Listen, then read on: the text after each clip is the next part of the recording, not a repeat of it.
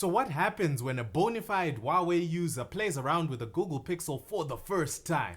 I have to say, as hard as it is to admit, it sure feels nice having Google mobile services again. In case you missed it, I spent a year using a phone with no Google services, and you can watch that here. But I have stuff that I am missing on the Google Pixel 6 that I had access to on my Huawei Mate 40 Pro.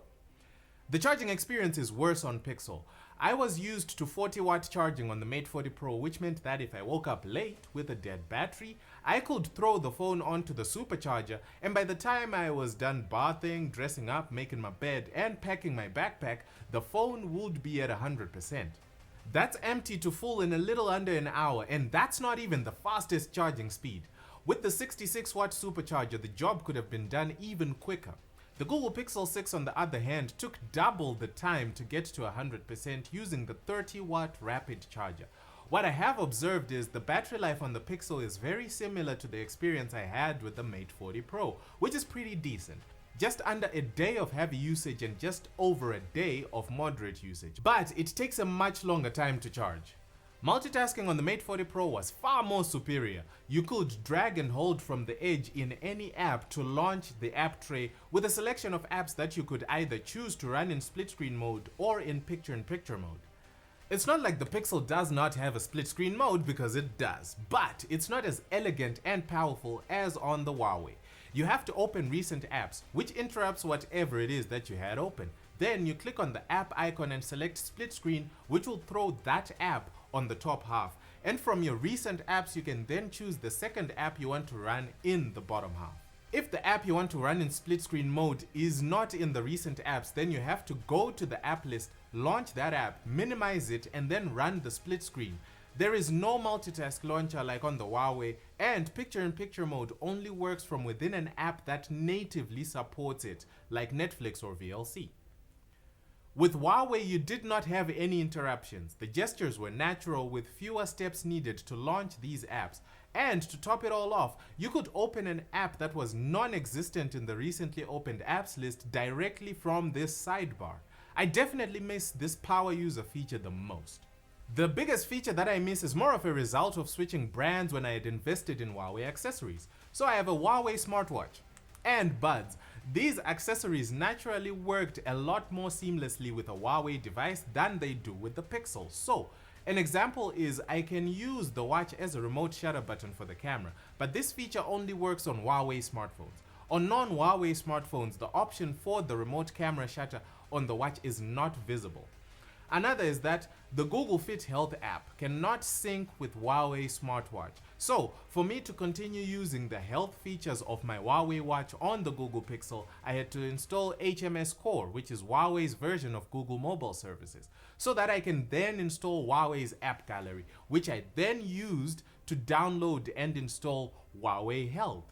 The only way for me to still be able to access and retain all the features of the Huawei watch on the Pixel. It's a process to initially set it up, but the good thing is you only have to do it once. Oh, and side note, if you want to pair the Huawei watch to the Google Pixel, you also need to download and install the Huawei Health app. Oh, and I did not use this feature at all, but you lose the ability to run navigation via petal maps on the Huawei watch when you use a phone that is not a Huawei. I'm just putting it out there for those that did use it, because I didn't. Hearing all these things, you would assume that I am having a miserable time with the Google Pixel 6, and you would be very wrong. See, I knew when I bought the Mate 40 Pro in April last year that I was in the market for a competent brand that I would transition to from Huawei. I was on the fence with the Google Pixel till I watched the launch of the Google Pixel 7. I was immediately sold on it. And here we are. So I got the regular Pixel 6, not the 6a or the 6 Pro, just the Pixel 6. And the Pixel experience has been better than I had ever imagined. Ignore the slow charging, the less than ideal multitasking, and the finicky integration with Huawei accessories. It's a brilliant smartphone. It is fast, and when I say fast I mean responsiveness, and the responsiveness is sustained. All the actions performed on it are just smooth and consistent. It's an almost iPhone-like level of consistency in the smoothness of animations. I don't even know if this will make any sense, but it has a reassuring level of fluidity of the user interface and all the animations and gestures when you interact with it. It's just a smooth Android experience. Even small things are just so satisfying, like the way the lock screen melts the always on display away when you raise the phone. Any phone can do this, but I have not seen an Android smartphone being this fluid when it does it, and being fluid every single time with no excuses. It's also a really intelligent device. So one of the Pixel's party tricks is that it can run live transcription of voice recordings and produce a text transcription of the whole conversation. I was using this feature at a recent breakfast forum I attended. The accuracy is impressive, but what was even more impressive was how well it was handling thick Nigerian accents. It was picking up some words and phrases that I even was failing to make out. And remember, it's not using the internet to try and figure this out.